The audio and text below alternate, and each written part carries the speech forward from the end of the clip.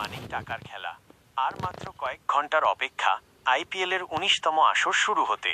Indian premier লিগের মঞ্চে উদ্বোধনী ম্যাচটি defending champion royal Challengers Bengaluru এবং সানরাইজার্স হায়দ্রাবাদ খেলতে চলেছে।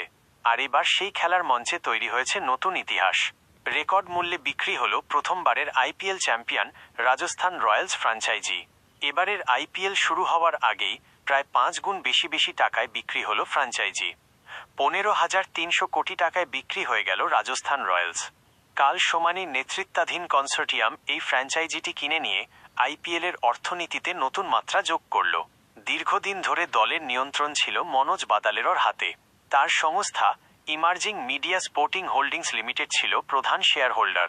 অন্যদিকে কলম্বিয়া প্যাসিফিক ক্যাপিটাল পার্টনার্স 16,000 কোটি টাকার প্রস্তাব দিয়েও শেষ পর্যন্ত ব্যর্থ হয়।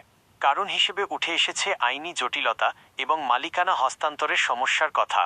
ফলে দ্বিতীয় সর্বোচ্চ দরদাতা হিসেবে কাল সোমানির প্রস্তাবই গ্রহণ করা হয়।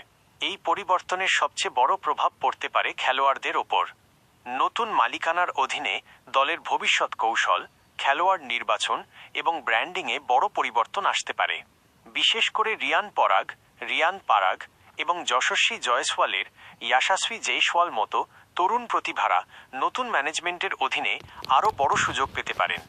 এবার দলে নেই সঞ্জু স্যামসন, তার বদলে জায়গা করে নেবেন রবীন্দ্র জাদেজা। পাশাপাশি দলের ক্যাপ্টেন্সি তুলে দেওয়া হয়েছে রিয়ান পরাগের হাতে।